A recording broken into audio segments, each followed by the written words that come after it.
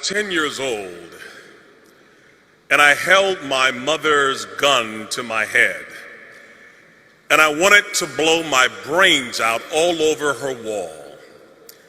You must ask the question, why would a 10-year-old child want to die?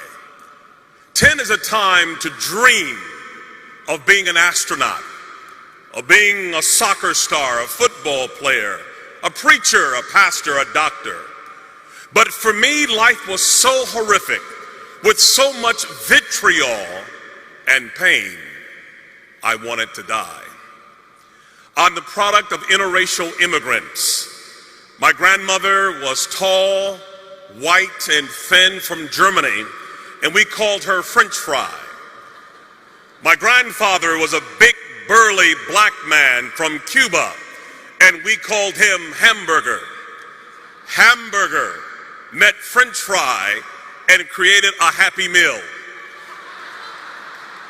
And these two immigrants produced 7 McNuggets with special sauce. We would joke that we would have Wiener Schnitzel with salsa for Thanksgiving. My grandfather had to hide the fact in the 1940s in America that he was married to a Caucasian woman. But one wedding anniversary, he had a flaw. He liked to drink overproof Cuban rum. And one evening he was inebriated. And a man saw them together and said to my grandmother, "Why would you be a nigger lover?" My grandfather, with huge arms, lost his temper and hit the man in the jaw and broke his neck. The man didn't die, but he was injured severely. He went to the worst prison, convicted of the crime, Mansfield Reformatory in Ohio, locked down 23 hours a day. It hit the newspapers that my grandmother was married to this convicted felon and she lost her job.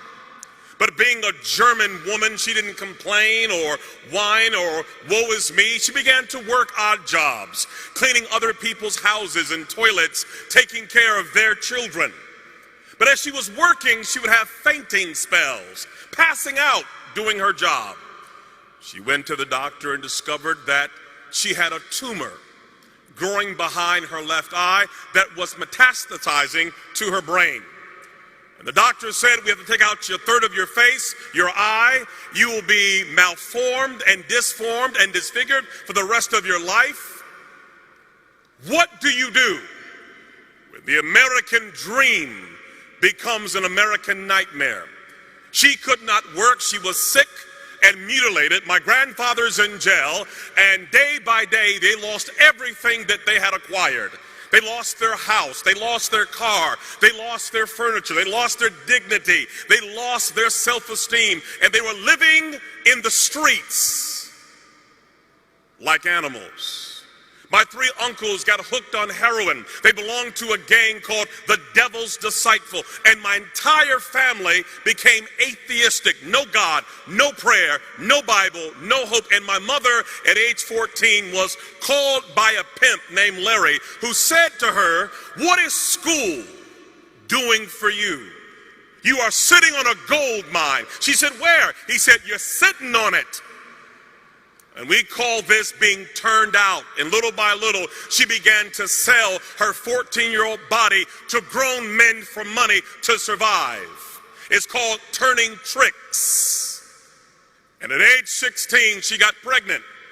We call it having a trick baby. 2 strangers meet for a business transaction, and there's a mistake. The pimp said, "You can't make any money having a baby in the oven. We have got to kill this baby." They kicked her in the stomach. They fed her alcohol. They gave her drugs. They took a hanger and stabbed the baby over and over again. But the baby would not die. The baby was born 2 months premature with no pancreas, a learning disability, a bladder too small, unable to function, a severe stutterer. We call it a trick baby. Nobody wants the baby. No hope, no future. Kill it was the word. That baby was me. I'm the lowest of the low. I come from the guttermost. I come from a hellish condition.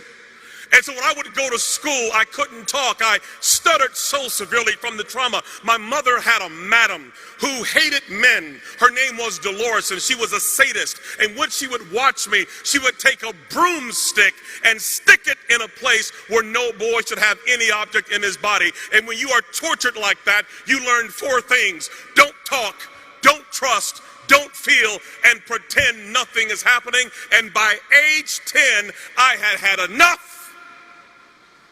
I wanted to die. And in my school, they put me in a boiler room with other kids who were dysfunctional like me, where we would finger paint all day long. And yet there was a teacher, thank God for her, who had a Gideon Bible, and she came to my school and she saw kids like me as her mission field. And she would give me this Gideon Bible and read to me stories of dysfunctional characters who God used. She would say to me, Ronaldo, God uses greatly those who have been wounded very deeply. He will turn your pain into power, your wounds into wisdom. She had me read the story of Moses, who was also a stutterer. I began to understand that God did love a trick baby. Even as low as I was, there was hope for me and possibility. And when a child begins to understand the love of God and the power of his word and the possibilities, it changes everything. How can a young man keep his way clean? By taking heed according to your word. Your word have I hid in my heart that I may not sin against thee. I began to memorize the Bible, that Gideon Bible, reading 2,000 scriptures. And when you put that kind of word in a life, something begins to happen. My stuttering went away. I stopped wetting the bed. I stood tall. I became valedictorian, became a pastor, and preached until everybody in my family got saved. Why? Because somebody placed a Gideon Bible in a woman's hand that changed a life forever. Yes, I was born a trick baby, but the trick was on the devil because of you and the power of the word